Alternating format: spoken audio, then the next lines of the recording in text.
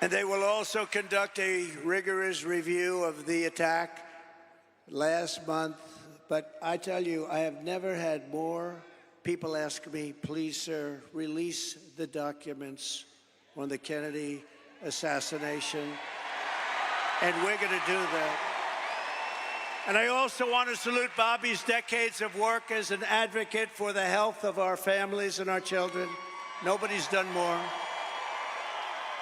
Millions and millions of Americans who want clean air, clean water, and a healthy nation have concerns about toxins in our environment and pesticides in our food. That's why today I'm repeating my pledge to establish a panel of top experts working with Bobby to investigate what is causing the decades-long increase in chronic health problems and childhood diseases, including autoimmune disorders, autism, obesity, infertility, and many more.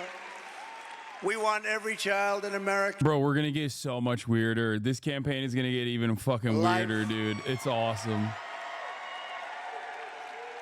So I just this is so sick. want to ask Bobby to speak for a little while. I'll stand aside. I'm going to stand aside.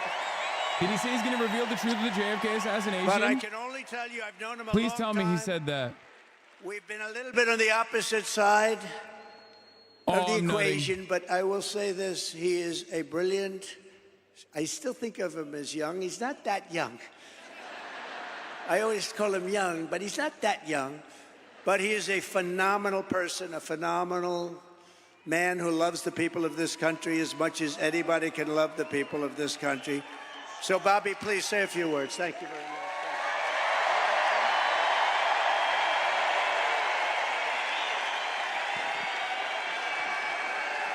Thank you. Yeah, I know Kamala Harris declined to speak to him. Why would they? Thank Are you you, kidding President me? Trump. Yeah, it makes the most sense. Like, fuck off, dude. What are you talking about? You're insane.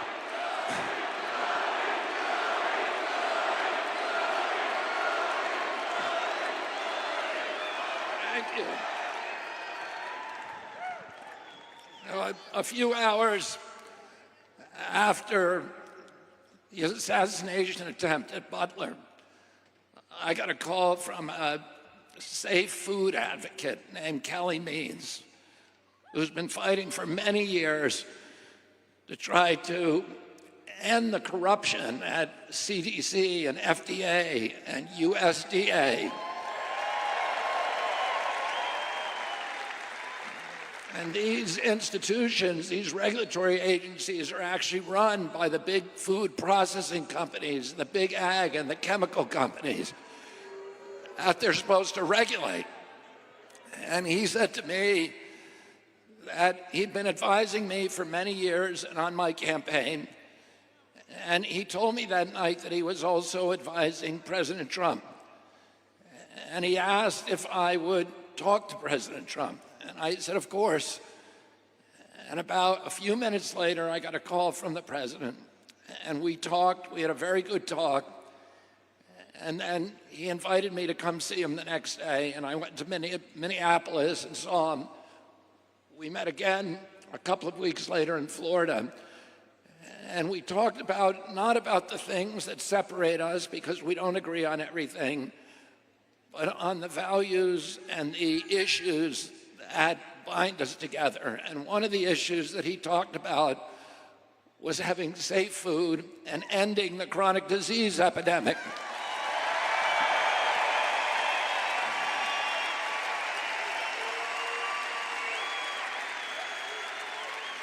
Our children are now the unhealthiest, sickest children in the world. Don't you want healthy children? And don't you want the chemicals out of our food? And don't I'm not kidding. For a very specific type of voter, this is like the greatest move. Like, there are so many Americans who don't mind all the fucking forever chemicals and everything. They don't think about it at all. But they also simultaneously hate modern medicine and think that, like, as long as, you know, you eat like a weird diet, everything will be fixed in your life. And there are a lot of people like We that. could use that money back here And in the for United them, this States. man is the God, okay? He's speaking God's honest truth.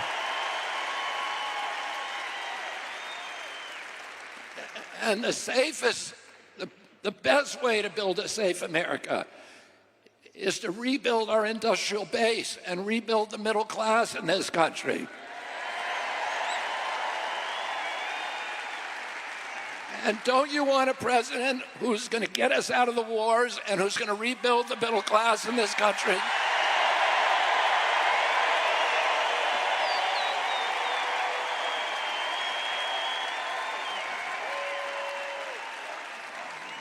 And he told me that he wanted to end the censorship because the whole basis of American democracy is the free flow of information. And we know that a government that can silence its opponents has license for any kind of atrocity. And can you think of any time that you can look back in history and say that the people who were censoring were the good guys? They're always the bad guys, because it's always the first step down that slippery slope to totalitarianism.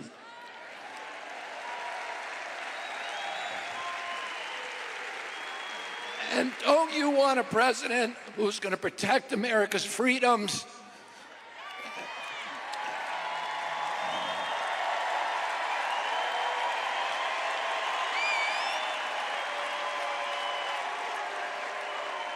And who is going to protect us against totalitarianism?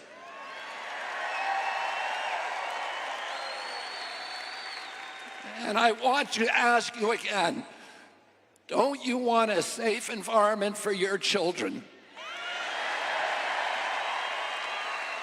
Don't you want to know that the food that you're feeding them is not filled with chemicals that are going to give them cancer and chronic disease?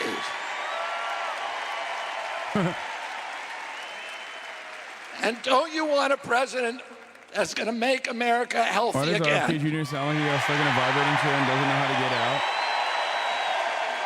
Thank you all very, very much, and God bless you, and God bless America. I think there's, I don't know. You know, not to be too much of an optics guy, but like, it is funny that he's just like talking about, don't you want your children to be free of cancer? And it's like, bro, you look like you have all of the cancer. You look like you captured the essence of cancer.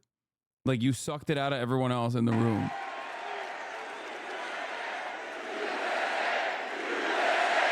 I think there's also something really funny about RFK. There's so much. I love RFK so much. Fuck, man. I should have stolen the RFK Jr. hat that Brace had. God damn it. Okay. I fucked up. Like he gave it to me. He let me wear it for a little bit. And I was just like, I should have just kept it. Great DNC rally, this one.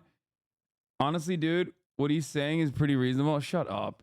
Don't even fucking start, okay? No, it is not fucking reasonable at all. Okay, give me a goddamn break. This man is anti-medicine, dude.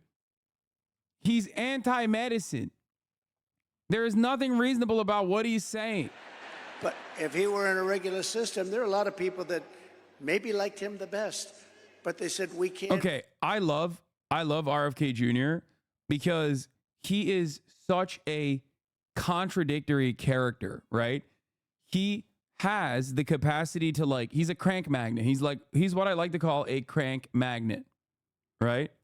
Isn't this bad for Trump overall? Aren't most independents really repelled by this shit? A few pieces on his insane takes on medicine and CNN boosts his weird narrative a fuck ton. No. Yes. Trump did this because he's desperate. He did this because he wanted to either A, take out RFK from the ballots completely, or B, take out RFK from the ballots and get a fucking, get some kind of endorsement from him, because RFK was eating away at Trump's base. All of the polls showed, all of the triple polls that showed in swing states where the direct doubleheader matchup between Donald Trump versus Kamala Harris looked a lot closer, and even in some instances Donald Trump winning, versus with RFK Jr. on the ticket, all of a sudden he would take some from the Democratic Party, but he would take a shit ton more from Donald Trump. Okay?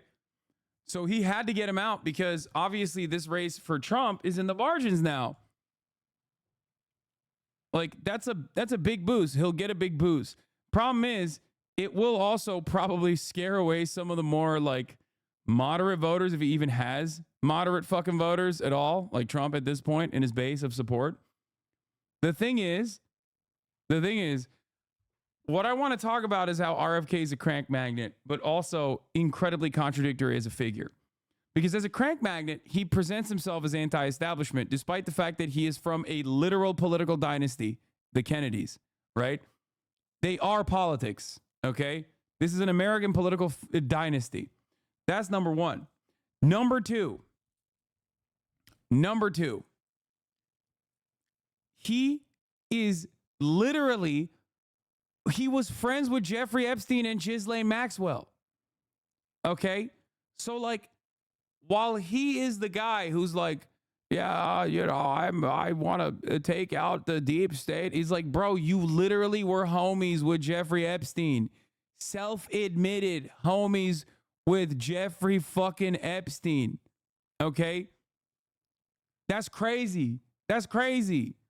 Like, and on top of that, he is one of the, just like Donald Trump, biggest dick riders of Israel. So like, it makes no sense that these crank guys who almost always are like, yeah, Jews are in control of American media and everything else, literally are also simultaneously like going for two guys that are somehow more ultra-Zionist than fucking Kamala Harris is. Like, that's crazy. So it makes no damn sense, even in the fucking weird worldview that they've cultivated, you know? What's up? You want to come inside? Oh, you miss Daddy? Okay. Who they are, they just pour into our country by the millions and millions and millions. We need to turn the page of 4 years of calamity and failure. They have had calamity and failure, and say, Kamala, you've done a horrible job. You've been the worst vice president in the history of our country. Kamala, you're fired. You're fired. Get out. Get out. Get out, Kamala. She's the only person ever to get a nomination of a party without getting one vote. She didn't get one vote. Hey, maybe she's smarter than we think. You know, you could look at it that way.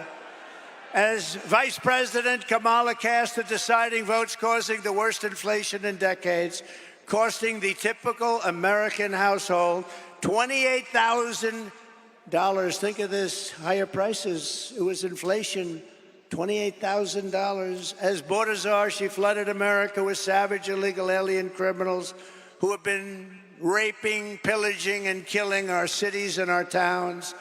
3 years ago this week, she was the final vote on the catastrophic Afghanistan withdrawal. And we were withdrawing, but we were going to withdraw with dignity, with grace, and with strength. We would have been out faster, but we were going to keep Bagram.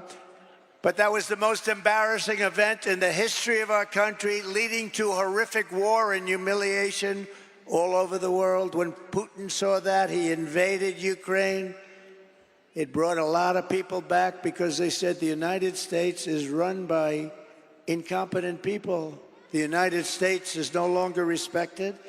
It's no longer strong. That's what they said. A lot of these things that you're seeing now wouldn't have happened except for the horrible, horrible event of Afghanistan. You know, I was dealing with the leader of Afghanistan, Abdul, and I said, Abdul, you can't kill our people. He was killing our people. I had a strong talk with him. I'm not he's gonna get hella into low it energy, dude. God damn, his heart is not in it. 18 months without one soldier being sniped at or shot at. Not one soldier injured or killed.